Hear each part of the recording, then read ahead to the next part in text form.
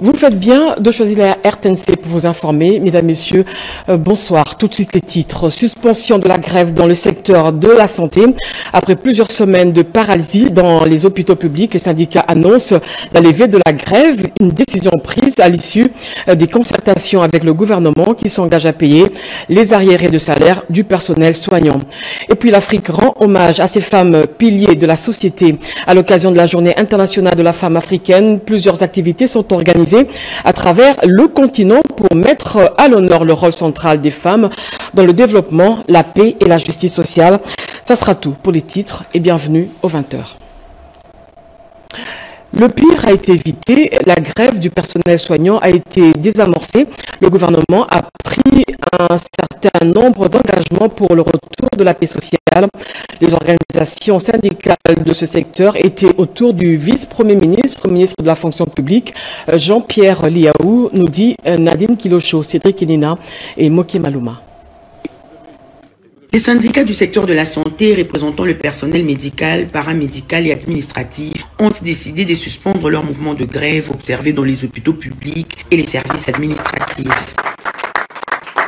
Cette décision fait suite à la réunion tenue le 30 juillet 2025 entre les représentants syndicaux et les banques gouvernementales, composées par le vice-premier ministre, ministre en charge de la fonction publique Jean-Pierre Liaou, le ministre d'État au budget Aimé Boji et du ministre de la Santé publique Roger Kamba. À l'issue de plus de 5 heures d'échange, le gouvernement a pris une série d'engagements concrets, notamment le décaissement par la Banque centrale des fonds pour la paie complémentaire du T2, attendu par l'ensemble du personnel de la santé. Nous avons exigé à ce que le gouvernement puisse pas seulement prendre des engagements, mais pouvoir déjà passer à l'exécution de ces engagements-là. Le gouvernement s'est engagé à pouvoir payer la paie complémentaire pour les T2, pour l'ensemble du personnel de la santé. Le gouvernement nous a rassuré que la Banque centrale a déjà libéré le fonds vers les banques commerciales.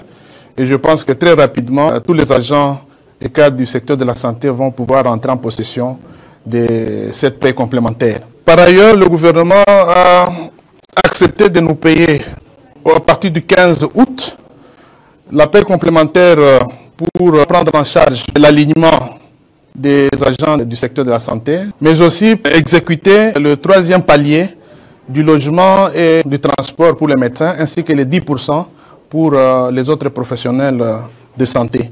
Nous avons aussi pris des engagements de pouvoir suspendre provisoirement le mouvement qui s'observe dans tous les hôpitaux de l'État et même dans l'administration, provisoirement, en attendant que la base puisse nous donner la conduite à tenir.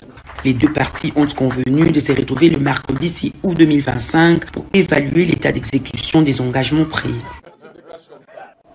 Et en nouvelle, Jean-Pierre Liaou a procédé au lancement officiel du processus de recrutement des candidatures de la 10e promotion de l'École nationale d'administration. Les candidats sont ouverts à tous les Congolais âgés d'au moins 35 ans ayant un diplôme du niveau licence ou équivalent au bac 5. Le dépôt des candidatures se fait exclusivement en ligne à travers l'application web et mobile Miena développée par l'ENA, accessible à partir de son site web www.ena.cd du jeudi 31 juillet au samedi 9 août prochain à 16h30. Les détails dans nos prochaines éditions.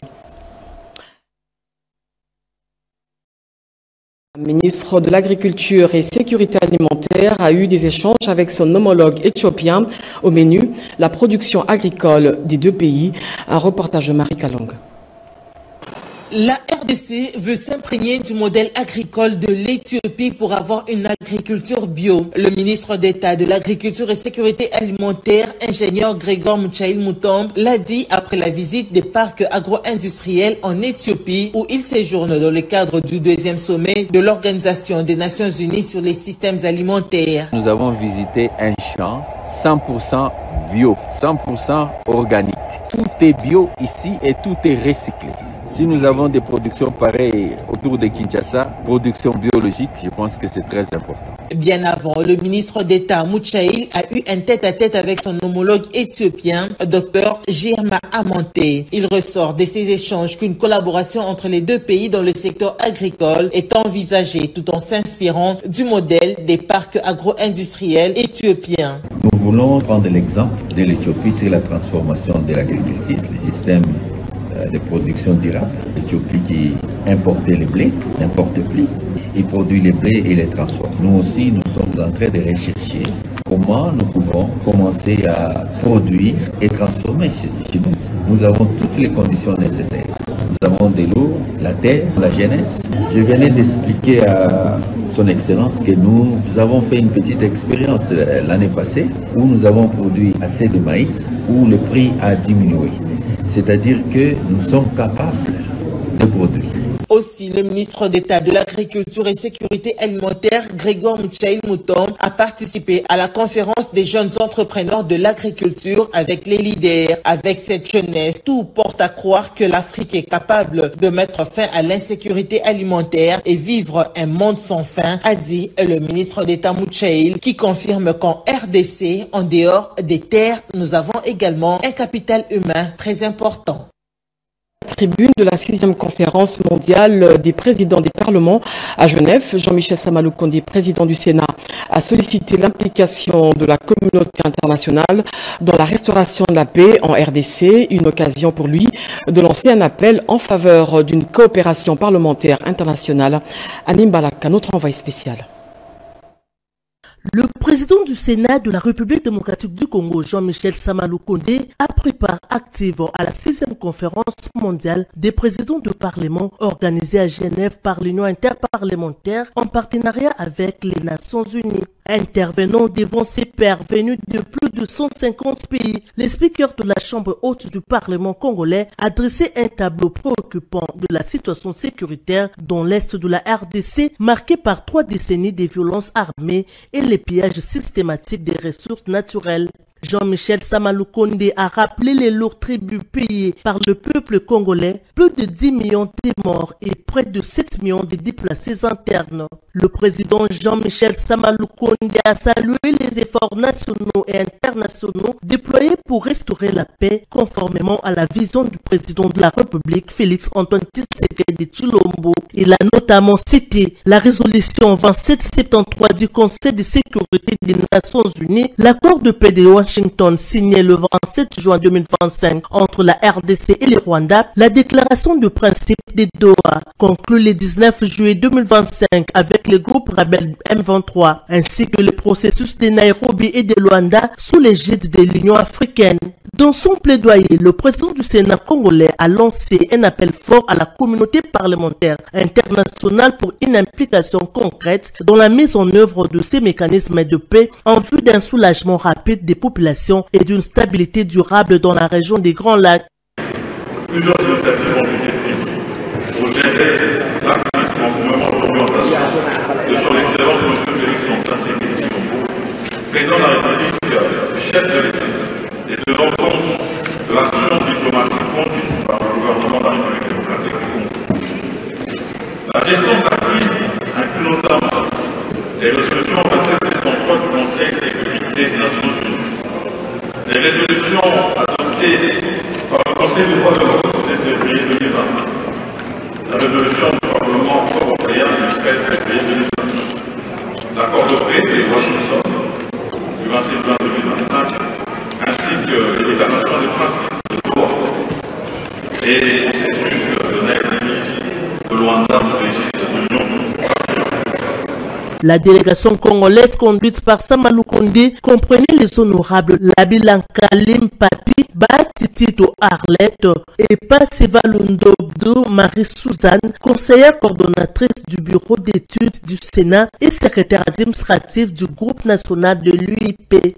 Les travaux de cette 6e conférence se sont clôturés ce 31 juillet 2025 au Palais des Nations en présence de plus de 150 présidents de parlement venus du monde entier. Sachez également que le procès de l'ancien président de la République, Joseph Kabila Kabange, est arrivé à sa 2e audience. En dehors de la République, 2 autres provinces du pays se sont constituées parties civiles. Il s'agit du Nord et du Sud Kivu. Cédric Inina nous en dit plus. Un procès historique à la haute cour militaire. La plus haute juridiction militaire de la RDC a tenu sa 2e audience ce jeudi 31 juillet dans l'affaire opposant l'ancien président de la République, Joseph Kabila, à l'auditeur général de FARDC. 2 provinces de la République se sont constituées partie civile dans cette affaire pour réclamer réparation des dommages subis. Il s'agit de la province du Nord Kivu et de la province du Sud Kivu, qui s'ajoutent à la République démocratique du Congo, qui est aussi partie civile dans ces procès. Dès l'ouverture de l'audience proprement dite, la greffière en chef de la haute cour militaire a procédé à la lecture des réquisitoires de l'auditeur général au Sénat, sollicitant les poursuites contre le sénateur à vie Joseph Kabila.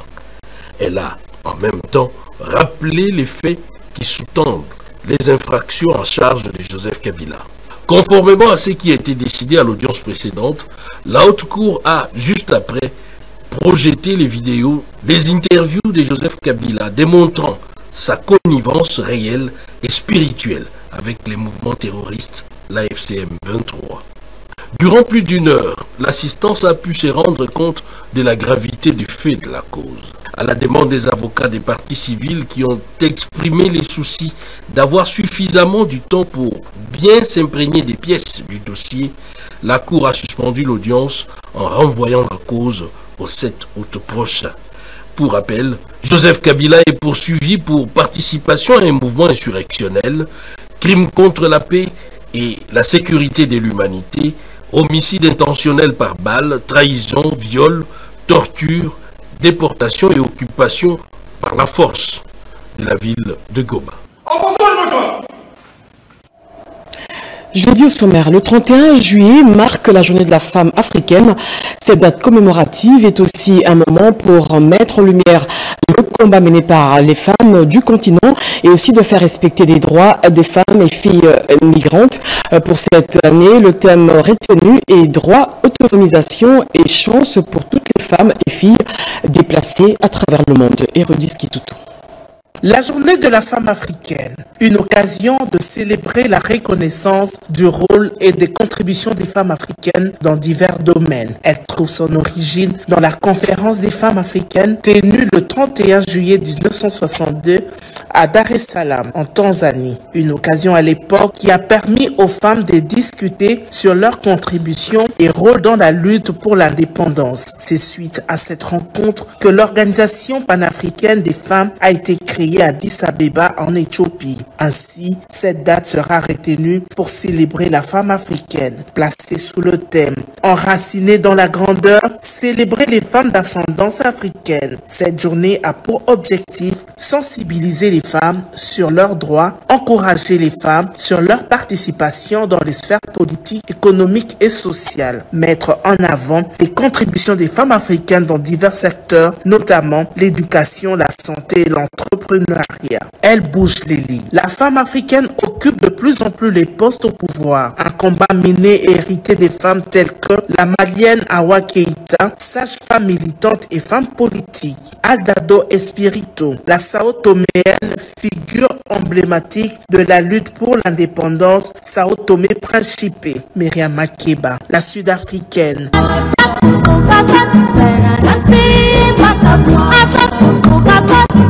La voix panafricaine a parcouru le monde entier pour lutter contre l'apartheid par la musique. Kimpa Vita, prophétesse Congo, a joué un rôle important dans l'histoire du royaume Congo, figure de la résistance anticoloniale et mère de l'unité africaine. Plusieurs femmes ont marqué leur empreinte au pouvoir ou dans l'ombre. L'histoire du continent africain.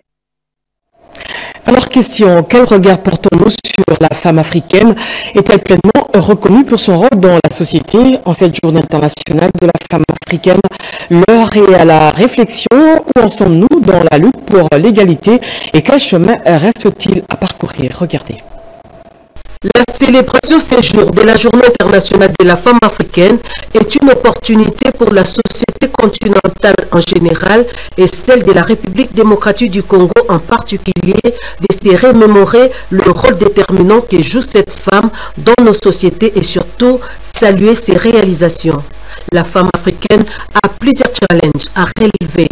Les stigmatisations, les inégalités sociales, économiques et politiques et au poids de la culture qui la marginalise et la met sur les bancs des accusés. En Afrique de l'Ouest, elles sont encore nombreuses à être victimes de l'incision, des pratiques qui sont des freins majeurs à son épanouissement. En dépit de tous ces obstacles, la femme africaine est debout, résiliente, courageuse, déterminée, forte et vaillante. Elle est une actrice majeure et incontournable pour le développement de sa communauté. En ce jour qui lui est dédié, elle mérite attention et considération. Pour sa célébration, le thème retenu cette année est « Unir les voix féminines pour une Afrique durable et égalitaire ».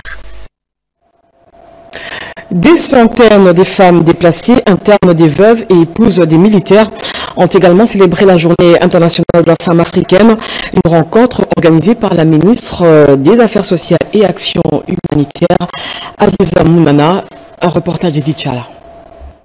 À l'occasion de la journée internationale de la femme africaine, une cérémonie officielle a été organisée en hommage aux femmes policières déplacées internes, aux épouses des policiers victimes des conflits internes, ainsi qu'aux veuves et aux dépendants des membres de la police nationale congolaise. Portée par un engagement de solidarité, cette manifestation a été initiée par la ministre des Affaires sociales, Action humanitaire et solidarité nationale, Nathalie Aziza Mounana. Elle s'est déroulée sous les signes du respect, de l'unité, de la reconnaissance envers ces femmes souvent oubliées mais essentielles à la cohésion du tissu social de la République démocratique du Congo.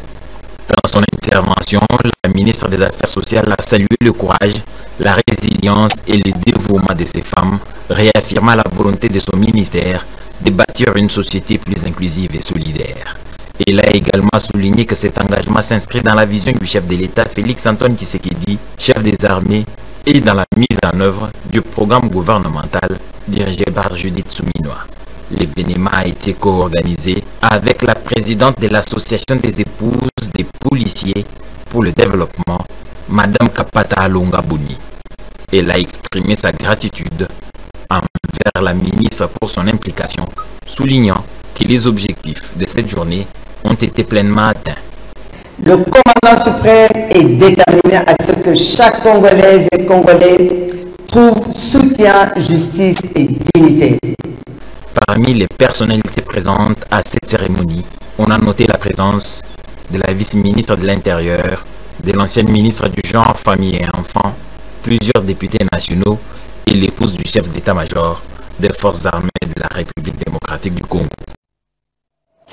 Dans le cadre de l'évaluation des activités assignées au Conseil technique genre, l'Association nationale des établissements publics et entreprises du portefeuille, en collaboration avec la Chambre d'affaires des femmes entrepreneurs et industries, ont eu des échanges sur le leadership féminin à l'ère de l'économie numérique. Un reportage de Yolande Voka. Les femmes des entreprises du portefeuille de l'État ont accru leur connaissance sur le leadership féminin et l'entrepreneuriat.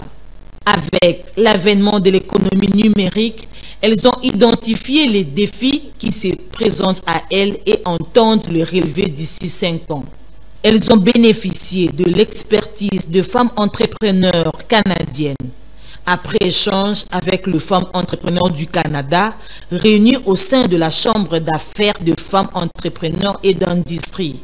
La femme doit d'abord se comprendre elle-même, comprendre son milieu professionnel, qu'est-ce qu'elle est capable de donner et qu'est-ce qu'elle attend de son milieu.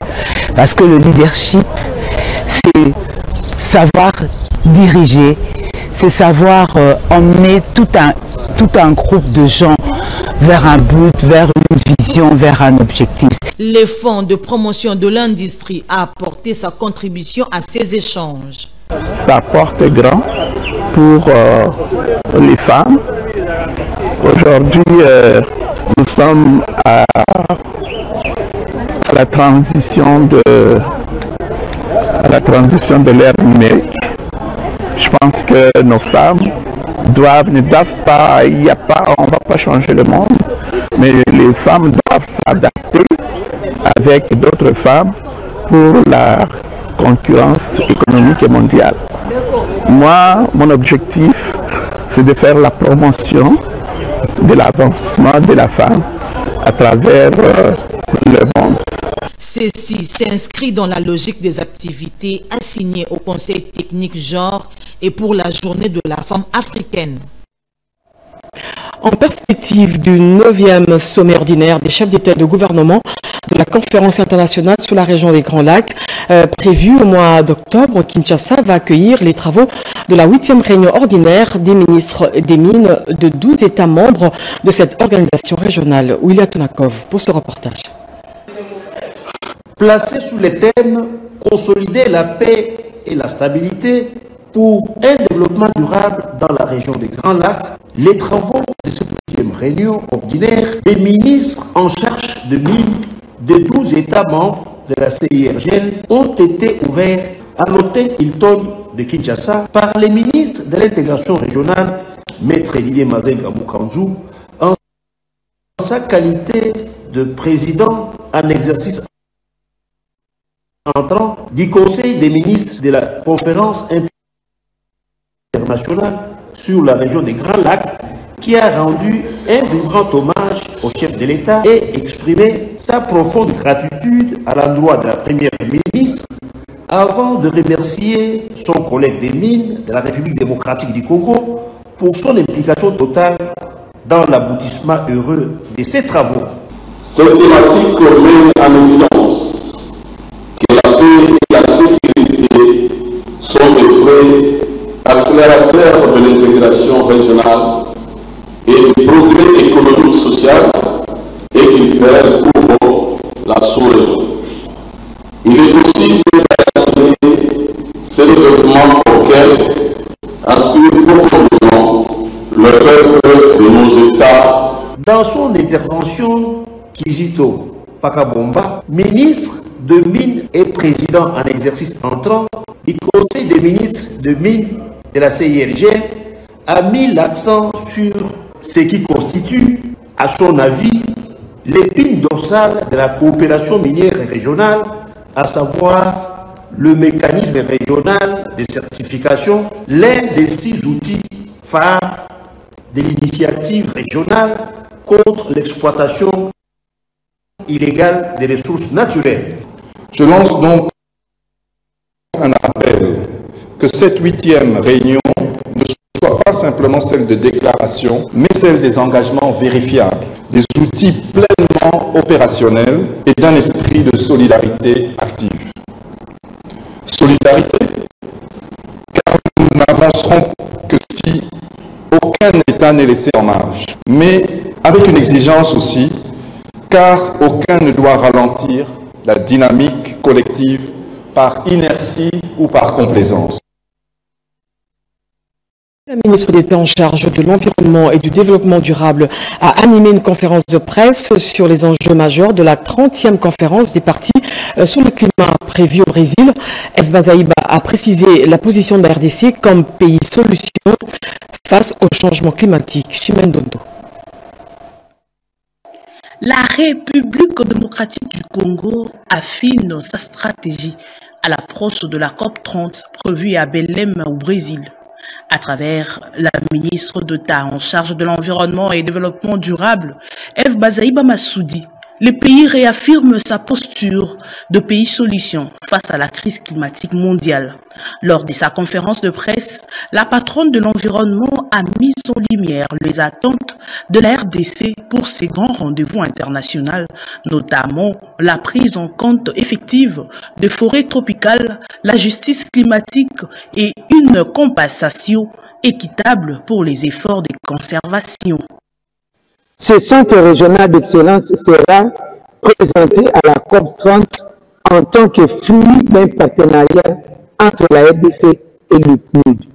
C'est ici l'occasion pour moi de rendre un vibrant hommage à son Excellence, Monsieur le Président de la République, chef de l'État, Félix Antoine Tshisekedi, pour avoir rendu opérationnelle l'autorité de régulation du marché carbone en nommant des animateurs de cette structure-là, cet établissement public de l'État, et accompagné aussi des animateurs du Fonds pour l'intervention de l'environnement, qui permet au ministère de l'Environnement d'afficher complet en termes de structures d'appui, de structures techniques, en vue de rendre le travail qui lui est confié. Le comité de gestion de l'Office national des produits agricoles du Congo s'insurge contre la spoliation de ses biens immobiliers. La directrice générale met en garde les potentiels acquéreurs qui se verront bientôt entre les mains de la justice. Marthe Mangaza et Tony Djouma.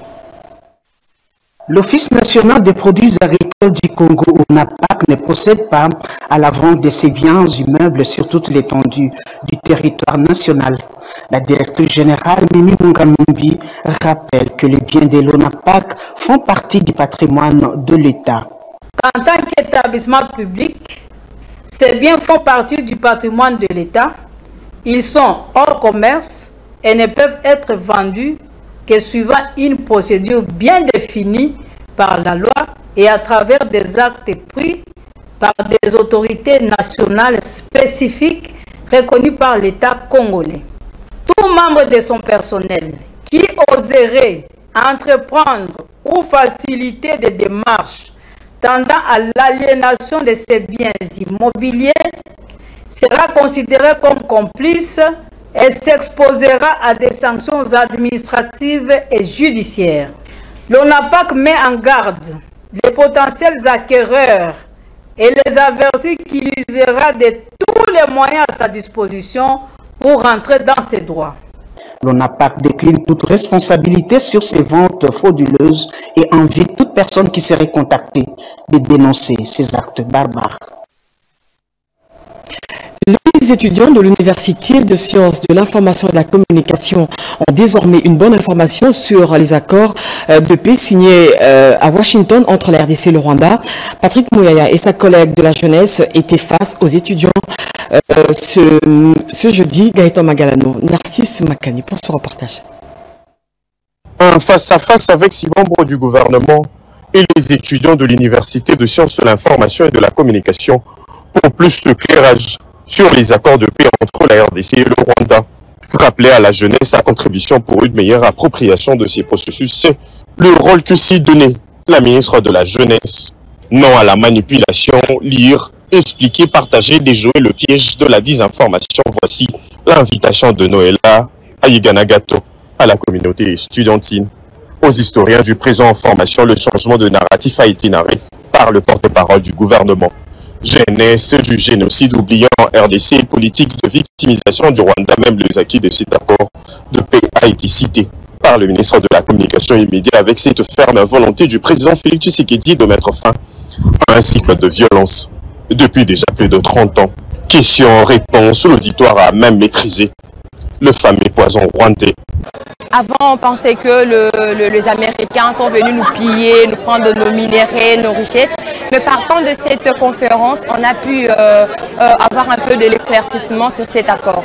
En tant qu'étudiants, nous devons nous informer beaucoup plus sur notre pays, beaucoup plus sur ce qui s'est passé, précisément à Washington, et même ce qui s'est passé à Doha, pour enfin de donner une bonne information à ceux qui vivent dans l'ignorance. Énième rencontre avec la communauté estudiantine dans cette campagne de sensibilisation et vulgarisation pour permettre aux narrateurs du présent de compter autrement la RDC. Le président de l'association des professionnels des médias officiels du Congo a eu des échanges avec le directeur général de la RENELSAT sur la considération de travail que fournissent ces médias officiels au grand public. Bien avant, il a été reçu par la directrice générale de la RTNC, Sylvie Elengue. Renette Koulonga pour ce commentaire. De tout temps, le média officiel sont en première ligne dans l'information du grand public. Après la RTNC, l'ACP, l'Association des professionnels des médias officiels du Congo, conduite par son président national, Placide Tabasenge Bakia, a eu des échanges jeudi 31 juillet 2025 avec l'administrateur directeur général du RENELSAT, Jean-Pierre Bondo Alombi Folo. L'occasion pour le président national, Placide Tabasenge Bakia, d'expliquer la mission de cette association et le bien fondé de la démarche, laquelle vise à revaloriser le travail des professionnels des médias officiels dans un contexte de concurrence à l'ère du numérique. La presse officielle avait toujours un statut spécial et donc nous voudrions par cette initiative, les encourager à aller être les avocats de toutes entreprises, tous les personnels dans le cadre du social. Les réseaux nationaux des télécommunications par satellite constituent la cheville ouvrière dans la diffusion des informations à distance grâce à sa technique qui nécessite l'appui du gouvernement pour se mettre à l'auteur des enjeux technologiques, a tenu à rappeler son ADG Jean-Pierre Boundou Alombifolo. Les boursiers congolais ont obtenu leur diplôme, partis en Chine pour suivre leur formation à l'école doctorale de l'université Aozang. David Mobenga pour ce reportage. Les boursiers congolais qui ont suivi leur cursus académique à l'Université des sciences et technologies de Huazhong en Chine ont obtenu leur diplôme en biochimie et biologie moléculaire à l'école doctorale de cette université, l'une des institutions de grande renommée en Chine, grâce à la bourse du gouvernement chinois dont ils ont bénéficié dans le cadre de l'accord signé entre la République démocratique du Congo et la Chine. L'un des nouveaux docteurs congolais a exprimé sa gratitude envers le président de la République, Félix Tshisekedi, pour son dévouement à la formation de la jeunesse congolaise. Nous remercions d'abord son Excellence Félix Antoine Tshisekedi Tshilombo pour sa confiance placée en la jeunesse congolaise, notamment en mettant en place une série de bourses d'études permettant à la jeunesse d'approfondir leurs connaissances à l'étranger en vue de contribuer à l'épanouissement de la République démocratique du Congo. C'est dans cet ordre d'idée qu'en 2017, j'ai pu obtenir une bourse de master et en 2019 une bourse de doctorat. Et mes études en Chine ont été sanctionnées par des résultats extraordinaires. L'accord entre la République démocratique du Congo et la Chine augure ainsi une avancée significative pour l'éducation dans notre pays. L'RTNC est à l'honneur. Joseph Oskambakaï et Jessie Kabasele dans le top 10 des journalistes les plus suivis, d'après le sondage de la maison Le Point qui a effectué une médiamétrie. Motif de satisfaction pour le président du conseil d'administration de la RTNC, Floribert Luboto, et de la directrice générale de la RTNC, Sylvie Elengue, qui tiennent au rayonnement de ce média public à travers ses productions. Et toutes mes félicitations à nos deux confrères. Enfin, bouclons ce journal avec ces communiqués. Dans le cadre de l'audit de la gestion des entités émergentes au budget annexe, le premier président de la Cour des comptes invite les personnalités ci-après à se présenter à son cabinet de travail le mardi 5 août 2025 à 11h. Il s'agit du recteur de l'Université de Kinshasa, la rectrice de l'Université pédagogique nationale, le directeur général de la Haute École de commerce de Kinshasa, le médecin directeur des cliniques universitaires, le médecin directeur de l'hôpital général de référence de Kitambo, le médecin directeur du centre hospitalier universitaire Renaissance, le médecin directeur de la clinique quinoise. C'est un communiqué signé Munganga Ngwakajini, premier président de la Cour des comptes. Et puis cet autre communiqué, la cellule de communication et presse du Fonds de promotion de l'industrie FPI informe l'opinion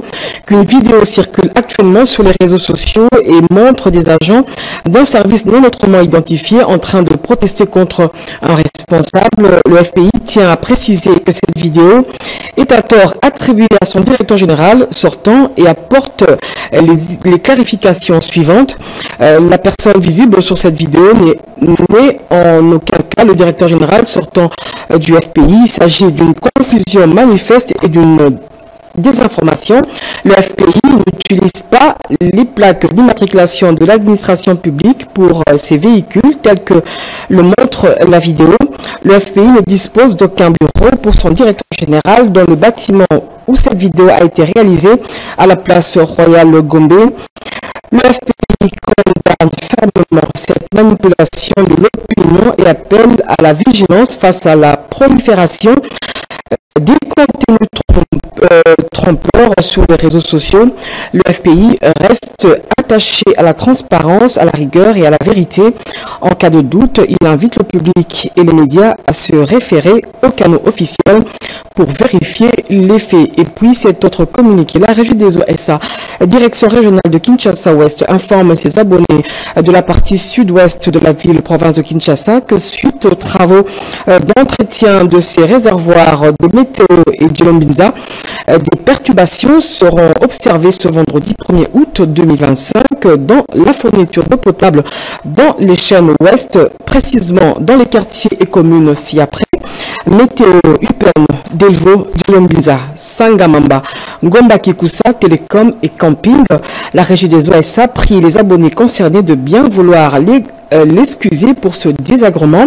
Elle les invite cependant à se constituer des réserves d'eau et les rassure du rétablissement de la desserte dès la fin des travaux. Merci d'avoir suivi ce journal qui a été rédigé par Gauthier Kiassi. Jacques Kababa était à la supervision sur la coordination d'Oscar Mbalkaïj. Moi, je vous dis au revoir. Et 23h, vous allez retrouver Boboanan Mokosi pour l'édition de 23h.